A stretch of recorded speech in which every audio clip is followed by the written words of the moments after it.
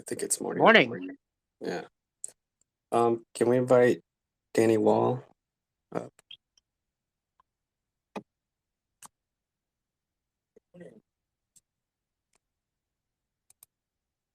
Morning.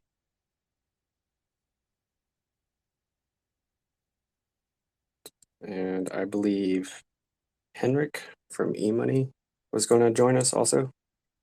Yes. Give me 1 second. I think you can invite people as well, by the way. Let me see if this works. I'm still so new at this. Okay, there we go. There's Danny. And let me add Hendrik.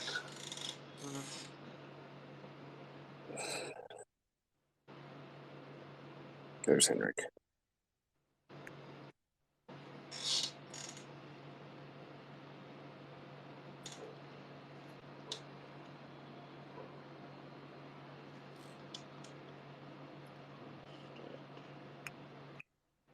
Okay. Cool. Well, welcome everyone to the updates from the lab, last one of the month. Sunny's here, as always. Danielle from Shapeshift joining us today, and Henrik from EMoney to help discuss integrations that EMoney just recently had and upcoming ones from Shapeshift. Sunny, is there anything you want to lead off with? Well, there's a lot of stuff that happened in the last week. I think there's, I think the Prop 39 stuff is probably some interesting stuff that we should cover. There's the new EMoney proposals. The Terra Columbus 5 update is happening today, so probably should talk about that a bit. What else? What else has happened this week? Oh, I guess the upgrade happened last week. That happened, yeah, that was in this last week only, so we can talk a bit about that. Yeah, Friday. Yeah, Friday. Yeah, I think that's quite a bit. I'll let you know if I think of anything else. Yeah, it was a really busy week for Osmosis. Yeah. Where should we start? Why don't we start with our speakers? Let's, Danielle, do you want to talk about Shapeshift and what's going on with the integration on their side? Yeah. Hey, everybody. Thanks, Osmosis, for having me. And I'm glad you guys are all interested in what we're doing, and I'm excited to share. So a little bit about myself. My name is Danielle. I'm the Director of Operations at Shapeshift and worked on that project for the last 5 years. If you haven't heard, we have announced 8 weeks ago that we're transitioning to a DAO. So it's been a wild few weeks, just kind of learning new processes and learning how to work with a community in the open. A colleague of mine yesterday said it was like when he worked at a pizza shop, they had this like glass wall in front of them where the customers, could see you making a pizza. And that's basically what we've done. We've opened up a wall, and now everyone can see what we're doing, and we're interacting with our community. It's been really, really interesting. So one of the first proposals that I did and I put through our process was to do a osmosis integration. And the way I laid it out, so we have 2 ways that we're trying to get work done. Basically, we've set up these work streams. We have leaders of those work streams. They get a budget and they can kind of put through their own type of roadmap and present that. Another way we're getting work done is just kind of one-off integrations. So that's what I was really interested in. So I wanted to see if we could do as like a one-off this osmosis integration. Our objectives for this is to add support for the Osmo chain asset on our Shapeshift native wallet. We're going to add support for Osmo delegating and reward claiming. So I'm just going to stop there for a second. That is about where we are starting our focus and our energy. So we have the UI UX designs done for those first 2 objectives, and that's for mobile as well as we had a long debate and a lot of time to figure out, like, where do we put this? You know, Shapeshift is evolving. We have our current web platform, but we're currently open sourcing that, and we're trying to build something new and fresh. So does it make sense to contribute to the new? And we think so. So we're working on that, and we're really participating in all of those open source conversations, while, you know, seeing how we can integrate, you know, this asset as well as the delegating piece of it. So that's where the engineers have started working. So a little bit about our team. Myself, I'm kind of playing this project manager role, making sure that we're continuing forward, and, you know, everybody's got that stakeholder alignment.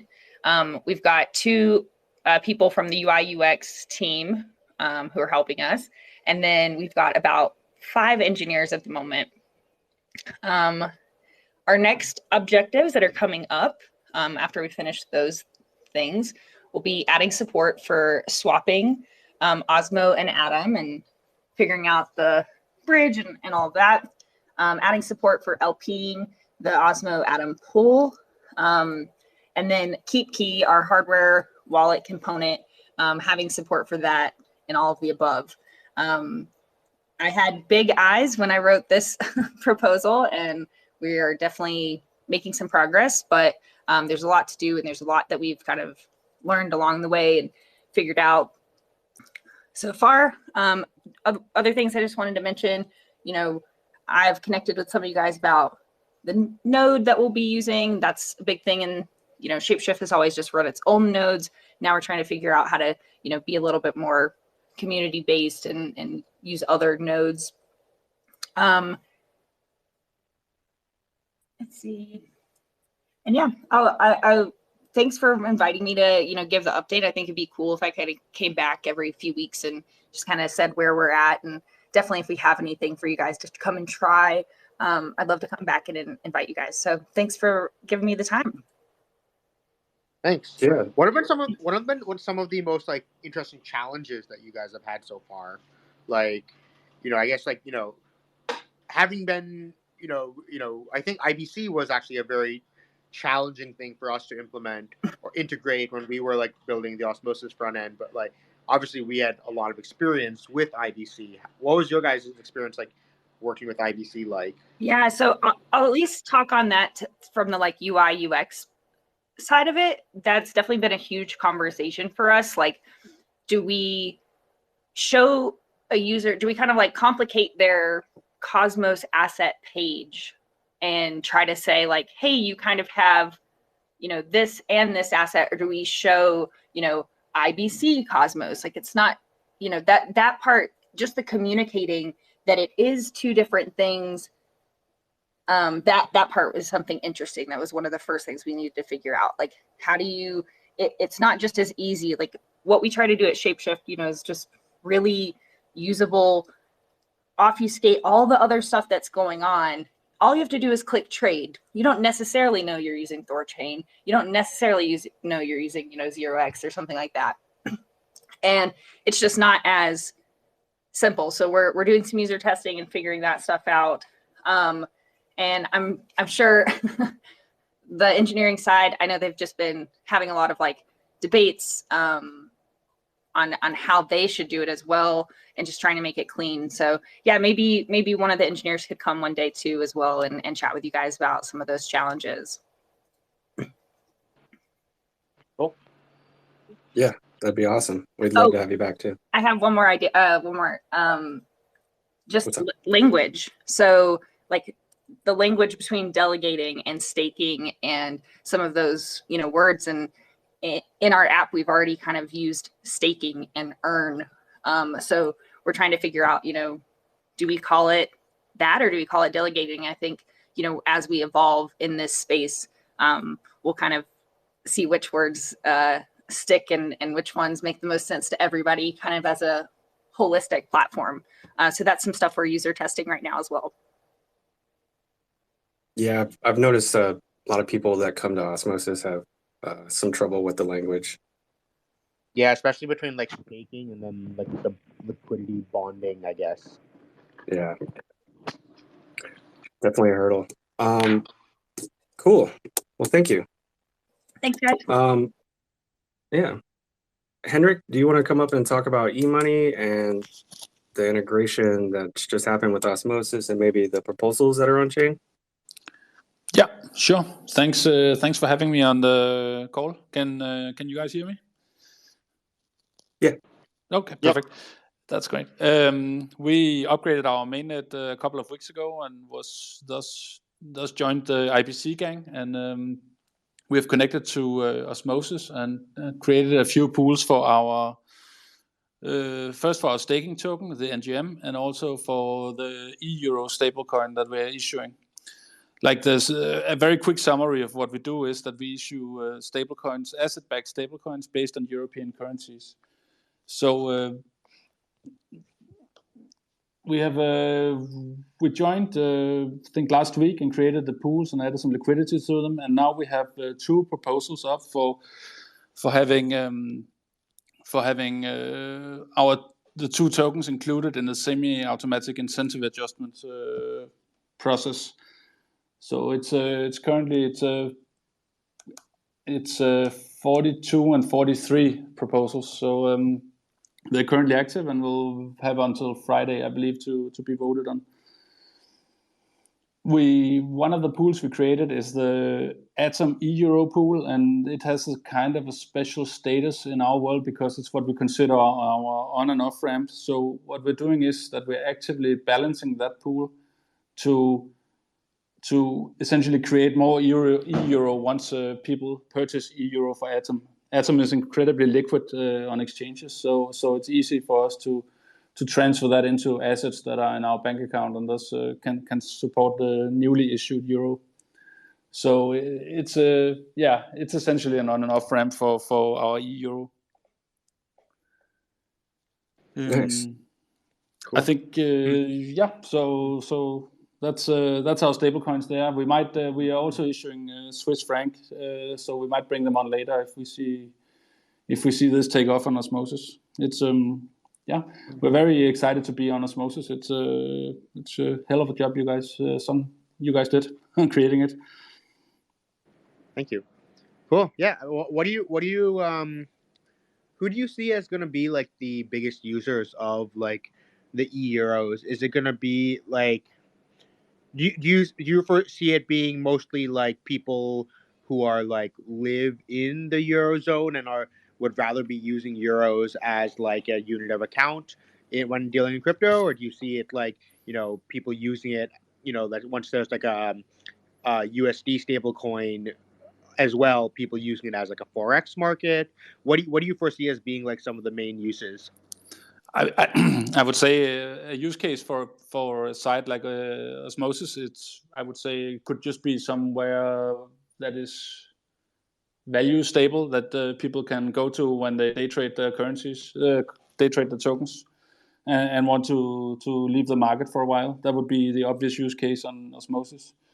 Down the line, when more stablecoins arrive, it could also be that you want to deleverage risk from stablecoins and spread out the holdings.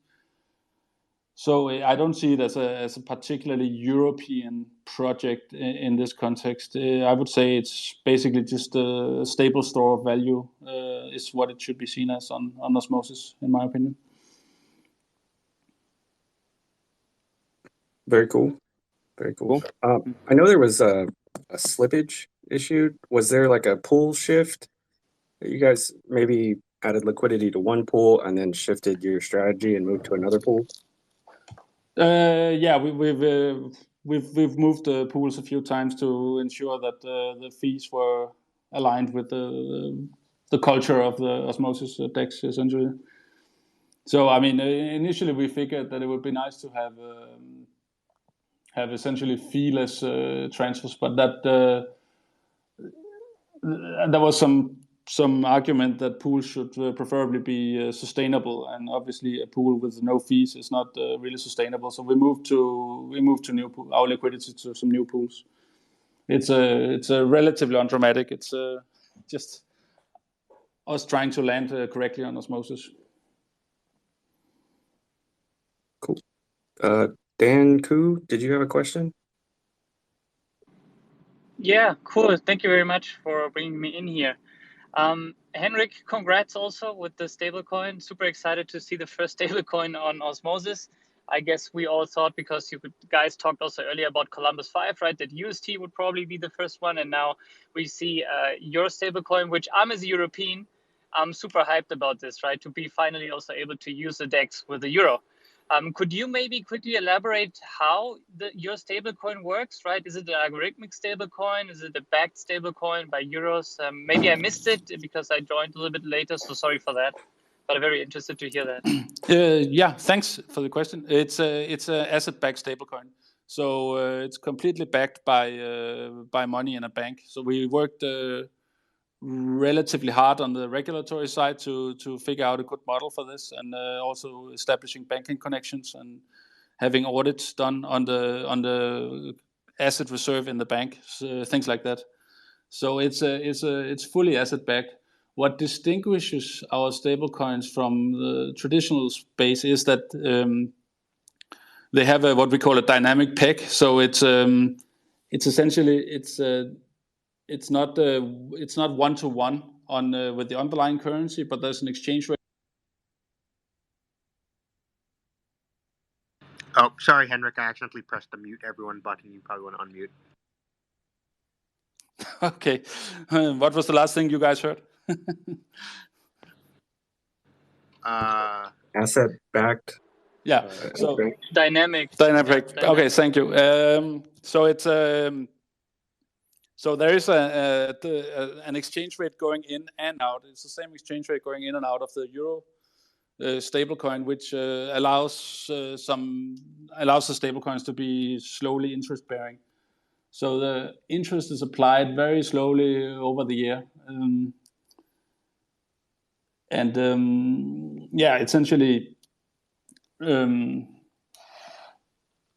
Yeah, so in the very short version is, yes, it's asset backed, and we modeled some additional features in that it seems it's taking some people some time to get used to, but I mean once they get these features with a dynamic peg, usually people think it's actually a pretty sweet setup. But it's asset backed with real euro in a bank account, fully backed. It's not fractional reserve, and it's not algorithmic either. So does that mean that, like, over okay, time... Henrik, can I ask you one quick additional question? Oh, sorry. I was going to ask about, like, so does that mean, like, over time that the value of one euro will not be exactly the same as a normal euro? Yeah, the value of one euro token is not equivalent to one euro. Okay, got it. So and that's essentially, I mean, the reason we modeled it this way is because the Eurozone has been in a in a weird place for a couple of years, where actually if you hold money in a bank account, you get 0% interest or perhaps even less. So we needed to make the stablecoins interest bearing, which in the short term means that there'll be about minus 1% annual inflation interest paid on it, on holding the stablecoins, which is applied continuously. So it's 1% over a year. Yeah, that was necessary to model it. An interesting aspect of this model is that it actually also makes it possible to do stablecoins in places with very high interest rates. So you could, it's more like having a regular bank account than it is having cash, essentially. Yeah, Danko, did you have another question, or did that answer it? I know Will requested. Do you have a question? Yeah, sure. I could hop in here. Will from Regen Foundation. I've been following along in the conversation with stablecoins on Osmosis, and since EMoney is the first one joining, and since we're just kind of in the midst of voting on pools, I just wanted to come back to this bigger architectural question of, I know there had been a proposal of those, that kind of different mechanism where you'd have like a 90-10, 10-90 pool, and there was discussion about ions, and people are saying, hey, let's leave the ion out of this. So it seems like short term, we're moving forward with an identical pool architecture for these incentivized stablecoin pools. But I just wanted to hear kind of where the community discussion is at right now as far as, do we need to introduce some other mechanism long term for stablecoin pools on Osmosis, or just kind of any of those bigger picture questions of how Osmosis engages on like a architectural scale with stablecoins? Yeah, sure. So I can take this so that was, I think, proposal 35 or 36. I forgot which one. But yeah, basically there was this cool proposal that was floating on the forum for a while called the dual EMM model. And so what? So it actually. So the thing with that proposal is it had like a number of things sort of packaged into one proposal, which I suggested that we like sort of break out into different things. So yeah, there was like some ion stuff in there. But I think the part that you're referring to specifically is the dual AMM part, which isn't really an idea that's specific to stablecoins, in my opinion. I think the concept can actually be applied to any pair. But basically, what the idea there was, so when you create a pool, you have to choose. There's a pool weight on all of the pools, right? Most of them tend to be 50-50. But some of them are like 66-33, and there's different pool weights.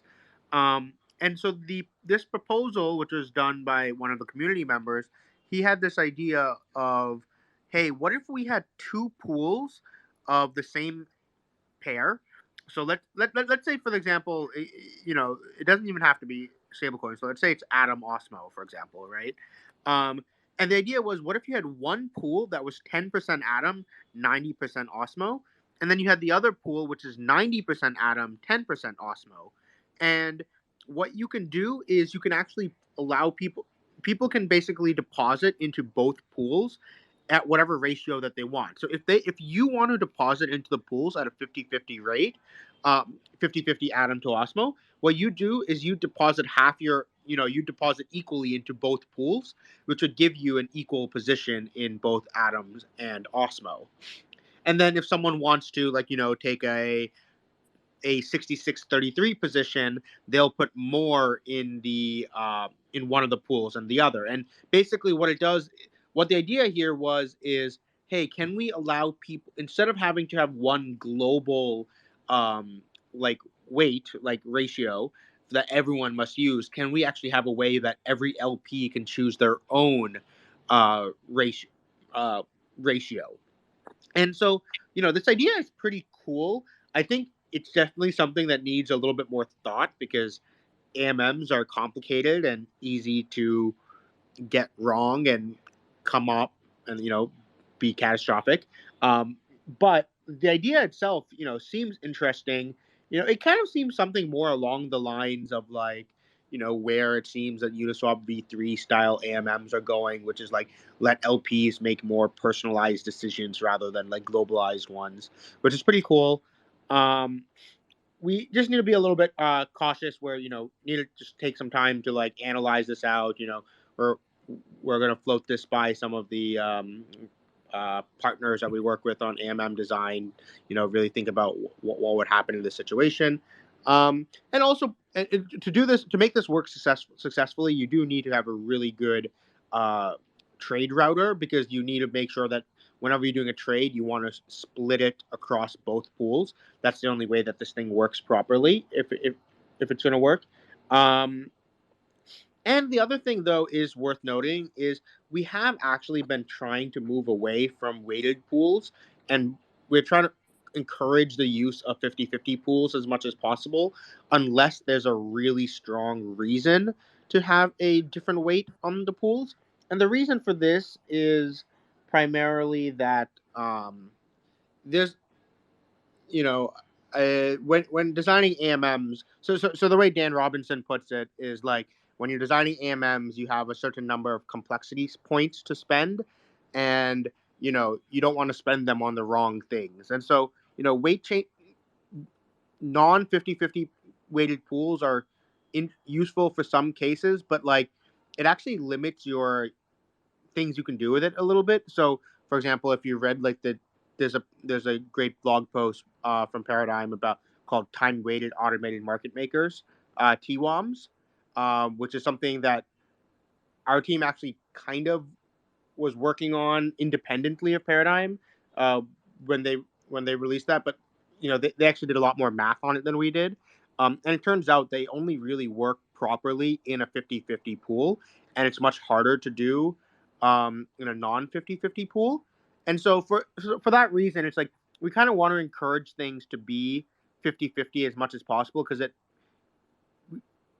we don't want to get into situations where this new functionality that we may want to add that doesn't work because a lot of our pools are non 50-50. So we just need to be a little bit cognizant about that, and but maybe the use case of having LPs choose their own portfolio weights is valuable enough that this is something we want to pursue. So basically, yeah, TLDR. Sorry, that was a long-winded response, but yeah, TLDR is cool idea. Need to do some more research and thinking about it. Awesome. Thanks. Yeah.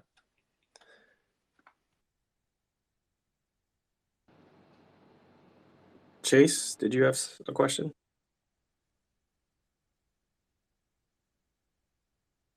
You talk about that. It was really interesting. With the spirit of Osmosis as a lab, has there been any thought to setting up like a pseudo-testnet Osmosis with even like a UI front end to run some of these pools with like testnet tokens and let the community kind of get involved and play around with that? Ooh, that'd be pretty cool. No, that's not something we have right now, and that's actually something that we would like to do. I know Henrik, when they were working on getting EMoney integrated, they also asked us if we had a public test net that they can test against, and we don't at the moment. And so they actually just spun up their own. But yeah, I think it'll be really good to have a public test net that people can play with and test against. If any validators or anyone want to self-coordinate, right now, yeah, if anyone wants to take the lead on coordinating the creation of this test net, that would be really helpful. All of the, and we can help support that as well. We'll make sure that the front end is up and running as well. But yeah, if there's any validators that can go ahead and help sort of self-organize the creation of that testnet, that would be definitely take this. I'd rather the dev team be spending our time right now shipping some of the development stuff that we have in the works. But yeah, I'd love to see that happen.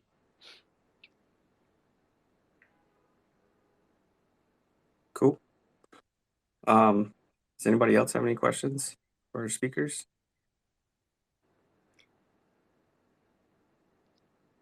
Right on. We had a lot of test nets testing the upgrade process and stuff. But yeah, we can just having something for people to run against and just try IBC integrations and things like that would be really helpful. Yeah, that would be helpful. Okay. Do we want to talk about upgrade? Yeah, sure. So I mean, everything seems to be running a lot smoother during Epoch. Yeah, everything has been running a lot smoother. Even when I just use Osmosis, it's just been wow, everything's been much. The IBC transfers have been really seamless and stuff lately. That's partially because of the upgrade, but that's also partially because the informal team released a version of a new upgrade to the Hermes relayer, which I think helped solve a lot of the IBC issues as well. So, and I think that landed actually maybe that was released the same day as the Osmosis upgrade. So those two things in tandem, I think, solved a lot of those UX problems. But yeah, then otherwise, yeah, the upgrade epochs are much faster now. I think they're less than a minute now. As well as we don't have those those bonding transactions that used to take absurd amounts of gas, just getting into 20-30 million gas or something. I think those are back down to normal now, normal transactions, which also means that our throughput goes up as well because you don't have these bonding transactions that are taking up the entire gas limit of the block. what else? The Prop 12 distribution finally happened, so I know that's something a lot of people were looking forward to. Prop 12 was the, in that first week of Epoch, like the first week of, or the first day of LP rewards on Osmosis. There was some confusion around whether there's LP rewards for that day 0 or not, and it turns out there were not, even though our team we were running on fumes of sleep at that point, and so we accidentally thought that there were, and so there was some miscommunication around that. And so there was a governance proposal to pay out that day 0 of rewards from the community pool, and so that actually happened during the upgrade process as well. So a lot of the early Osmosis LPs and supporters probably got a nice little bonus in their wallet after that upgrade. Yeah, and otherwise mostly things around like events and stuff. What events are basically we add more events around like new around liquidity reward distribution. That should make it easier for people to start. I'm sure people will start building tooling around. One of the things that people have asked for a while now is like the ability to track your liquidity rewards over time. So now that those events are there, it'll be pretty easy for people to start building tools to do that. Yeah, I think those are the main things on the upgrade. It was mostly like the stability and performance related things.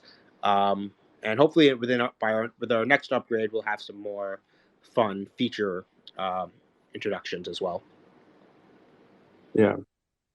How about Epoch block going back to the 0 minute marker? Oh, right. Yeah. That was another thing where there's this weird, so this was like a funny little bug where, well, not a, I guess you could call it a bug, where what would happen is every day the Epoch block would creep forward a little bit, because what would happen is, let's say each Epoch block takes like, I don't know, 2 minutes, 2 or 3 minutes, right? So the first Epoch block of Osmosis started, it was supposed to be at 5 p.m. UTC, but then what would happen is the 24-hour timer would start after the end of the Epoch block. So let's say the Epoch block was 3 minutes, or let's say it was 5 minutes long. What would happen? Then the Epoch block the next day would be at 5:05 p.m. and then the next day it would be at 5:10 p.m. because the 24-hour timer would only start after the Epoch block ended. And so this made it so, like, 3 months into Osmosis, which we are at about now, the Epoch block would, like, it had drifted forward like a couple hours, and that was a little bit confusing because, like, all the public docs and everything said that, like, oh, the epochs happens at 5 p.m. UTC, but they were really happening at, like, 7 p.m. UTC at this point. And so that caused a lot of confusion. So we fixed that where it doesn't start the 24-hour timer at the end of the epoch block, but it starts it at the beginning, and we reset the epoch timer back to 5 p.m. UTC. So that should hopefully simplify a lot of things where everyone knows exactly what time to go check now. It should always be at 5 p.m. UTC. Although, Jacob Gakidian from Notional, who unfortunately I don't think he's he wanted the creation of an Osmo Standard Time, which is a new time zone that's resynced every day to the Osmosis Epoch block time. So I'm not sure how happy he is about this being fixed, because I'm not sure how useful Osmo Standard Time is without that, but I'm sure for everyone else, I'm sure they're happy about this feature. Yeah. We've been using the OT time. A lot of people got a little confused with, what is ocean time? This is Osmosis time. All right. Yeah. Let's see. What else is good to review? So there was a lot of questions surrounding Prop 39. Is there anything you'd want to clear up about it? I've gone I through. don't know. You want to take this? I think you probably have more context. I mean, yeah, I think I went through every channel of communication trying to clear up any confusion, but I think the general consensus with the community was get a more detailed proposal and then put it up, and then we'll vote for it. You want to provide some quick context on what Prop 39 was first? Yeah, so it was some community members that have been around since launch that were gathered together by a member of the community organization part of Osmosis, John, and asked to take on a volunteer role of basically signing transactions from a multi-sig wallet that are based for supporting the community in a lot of ways for like admin staff and just expanding our support systems infrastructure, because it actually, I mean, it's dealing with a lot of weight currently. A lot of people are overworked and underappreciated. So I think Osmosis thought this initiative would help relieve the people that have been kind of holding up all the admin duties on their shoulders. I mean, there's more to it than that, but that's like the priority number one. You know, I think the group had some really cool ideas about creating a portal with 3D Passage and Strange Clan on like a landing page, so you can go in and have like this live interaction with like support crews and look at proposals and stuff in like this virtual world, which I think would be like later down the roadmap, but really cool ideas of expansion. And you know, creating like little Osmosis bots and stuff to greet people in Telegram rooms, being able to get some cool tooling out there that's very specific to the platform and kind of gives us more of a signature at the same time. But yeah, so we're back at the drawing board, putting together a better proposal. Probably going to have a community call with people maybe in the Discord lounge soon to take some input, what other members of the community want to see, what ideas they have, and format of a proposal. I think that's probably the biggest takeaway in this is, you know, putting together a proposal that has enough detail in it for community spend and that everybody can get on board with. Mm-hmm. So one of the interesting, takeaways from that was, what I found interesting was that the proposal was on Commonwealth for like a long time, and then no one really commented on it, and then when it goes on chain, everyone starts commenting on it, and it gets the attention it needs. Which I'll admit I'm very guilty of as well, where like, I also don't pay enough attention to proposals until they're on chain. So I think that's something we need to figure out as a community, because part of the whole goal of working with the Commonwealth team to like build out that tool was that we'll get like, discussion going around proposals before they hit the chain.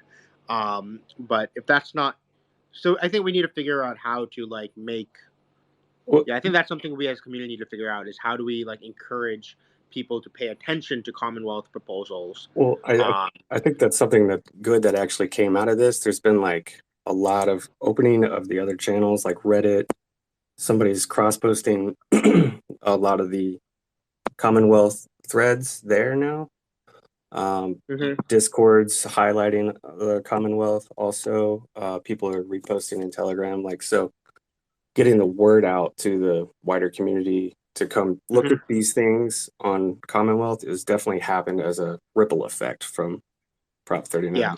So there's a lot of good that came out of it. I was personally a little, worn down and disappointed, but yeah, such is governance. No, I think it'll be really good for people. Yeah, I think that'll be really. Yeah, I've noticed that too. I think like I've seen more people. You've also been doing a good job of like cross posting everything to Reddit and stuff. So that's been. I've seen that posts have been getting more attention recently. Yeah. So I'm really glad to see that more engagement with the community and governance aspect is increasing. So yeah. Also, the Commonwealth team, we're pretty close with them, and they might launch a token at some point, and I wonder how they're going to distribute the token. Hint, wink, hint. wink. Okay.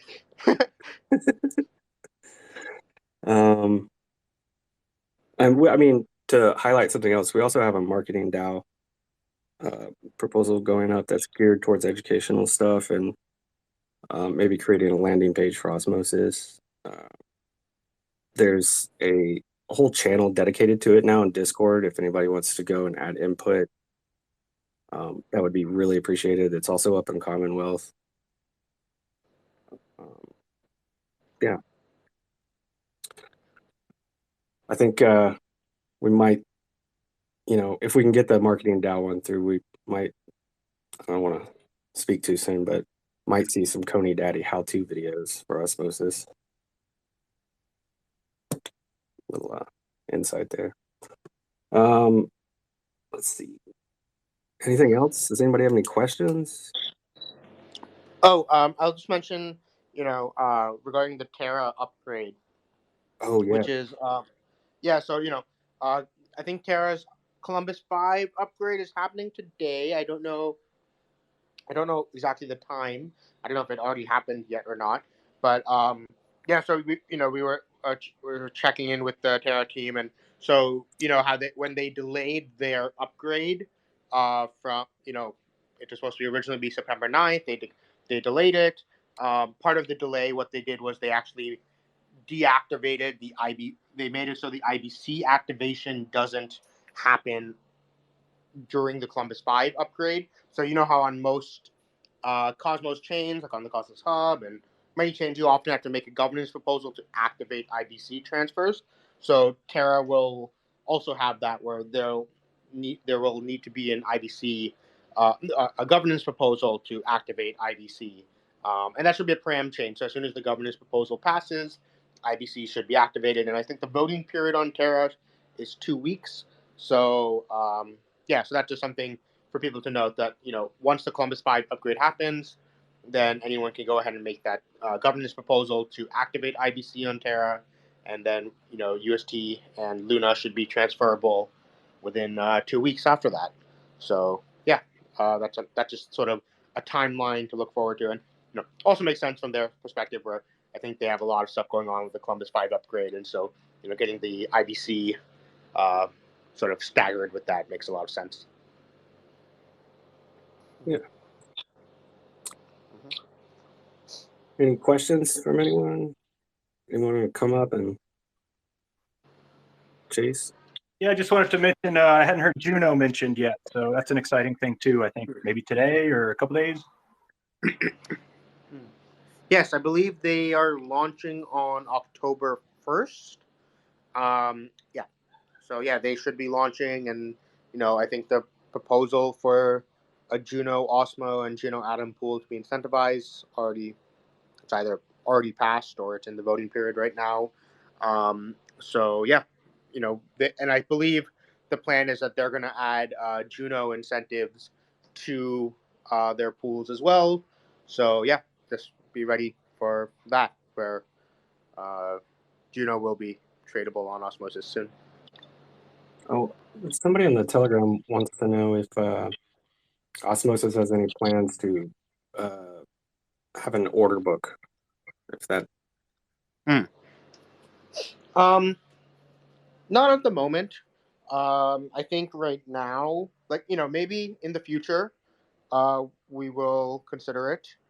But at the moment, I think that that EMMs are much more sufficient, much more useful for the type of markets that Osmosis has right now, which is more tail end markets. As you get markets with bigger and bigger assets, then maybe more order book like things work. But especially for the beauty of, I think why EMMs have been so successful in DeFi is that they are much better at being able to provide they provide deeper liquidity for tail end assets, which are many of the Cosmos assets today still. And I think that EMMs actually still have a lot of design space left to be pursued. So you have some things that are like Uniswap V3, which are I don't know, in my opinion, basically an order book and everything but name. I mean, they're like almost like a cross between an order book and an AMM. But then I also think there's also just mechanisms how you can make smarter AMMs, where you can get even more efficient use of liquidity without going into a full order book model. So yeah, will Osmosis have order books? Maybe one day, but it's definitely not our priority right now. Right now, we're focused on really pushing the limit of the EMM model. I guess before we go, is there anything incoming that you want to talk about? Anything exciting in motion right now? Outside of what we've already discussed, there's a lot of cool stuff happening. Mm-hmm. Let's see. No, I mean nothing that I don't think we've already talked about in past sessions. Yeah. Past updates.